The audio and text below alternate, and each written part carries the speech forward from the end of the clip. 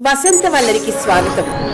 ఈవాల్టి వసంతవల్లరిలో ప్రముఖ బ్లాగర్ శ్రీ వంగల హర్షవర్ధన్ గారి బ్లాగ్ హర్షవనం నుండి స్టిల్ బ్రీదింగ్ గల్పిక వింటారు.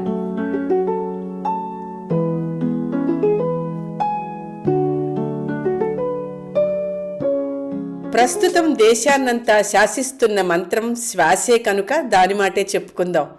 స్వామి రంగధానంద గతంలో ఒక ఉపన్యాసంలో అమెరికాలో జరిగిన సంఘటన ఒకటి చెప్పారు. అక్కడ రోజువారీ రొటీన్ పలకరింపుగా ఒకరిని హౌ ఆర్ యూ అని అడిగితే అతను స్టిల్ బ్రీదింగ్ అని చెప్పాట. అయితే ఈ సమాధానం చెప్పే సమయంలో ఆ పెద్దాయన టొయోటా కారులో ఏసీ వేసుకుని పాటలు వింటూ పోతున్నాడుట.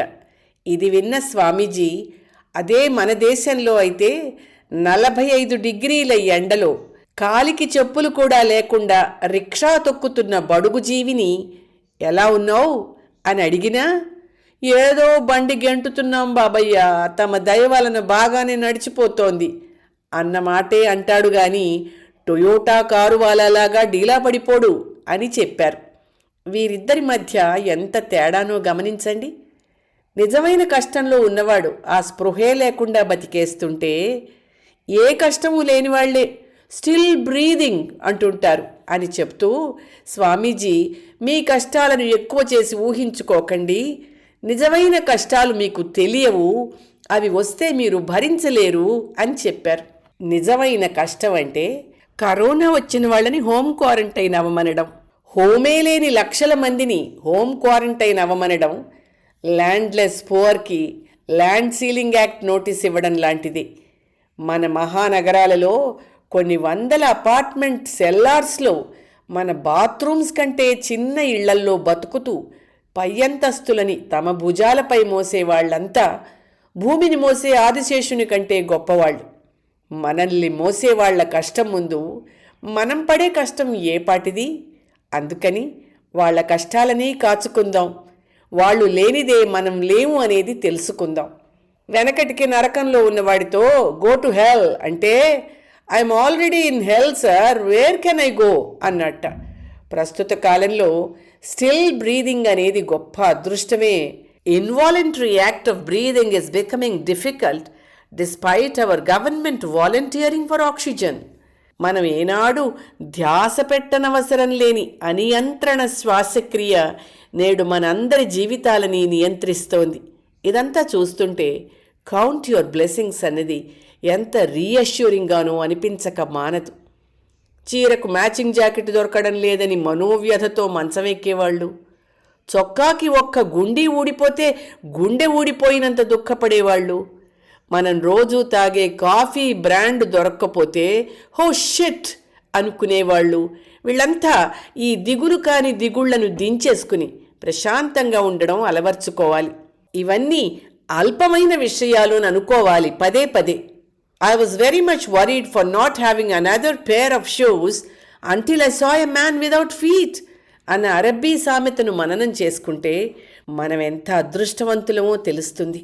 జర్మన్ నాజీ కాన్సంట్రేషన్ క్యాంపులో దుర్భర జీవితం గడిపి విముక్తుడైన ప్రముఖ మానసికవేత్త విక్టర్ ఫ్రాంకల్ ఎన్ని కష్టాలున్నా జీవితం జీవించడానికే అన్న విశ్వాసంతో ఉండాలి అని చెప్పిన మాట ఇప్పటి మన పరిస్థితులకు అన్వయించుకుని ఆత్మవిశ్వాసంతో నమ్మకంతో ముందుకు సాగాలి. ప్రఖ్యాత అమెరికన్ ఆర్థికవేత్త JK Galbraith India is a functioning anarchy అన్నాడు. అలాగే మరో మహానుభావుడు మన దేశంలో ప్రజలు ప్రమాదవశాత్తు జీవిస్తున్నారు, in India people live by accident అని కూడా అన్నాడు. కాబట్టి ప్రభుత్వాలు వాటి పనితీరు మనకు పాతే గాని ప్రమాదాలు కొత్త కాదు. అందుకనే మన కర్మభూమికి ప్రభుత్వాలు ఒకటో రెండో అయినా దేవతలు మాత్రం ముక్కోటి. మీ ఆత్మవిశ్వాసం జోడించి వారికి మొక్కండి, ఎవరో ఒకరు సాయం పట్టేస్తారు, గండం గట్టెక్కించేస్తారు. పరిస్థితులు ఎలా ఉన్నా స్టిల్ బ్రీదింగ్ అనడానికి ఎంతోమందికి అర్హత లేదు. అలా అనడానికి అర్హత ఉన్న వాళ్ళెవ్వరూ అలా అనుకోకపోగా బ్రతుకు పోరాటం కొనసాగిస్తున్నారు. చివరగా షోలే సినిమాలో గబ్బర్ సింగ్ అన్నట్టు జో డర్ గయా సమజో ఓ మర్ గయా అన్నది నిజం. అందుకనే భయం వీడి బాధ్యతతో జాగ్రత్త వహించండి.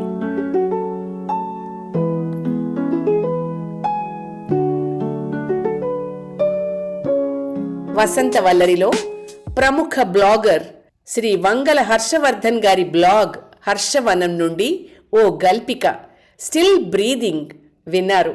వసంతవల్లరిలో ఇవాల్టి కార్యక్రమం మీకు నచ్చిందని ఆశిస్తున్నాను.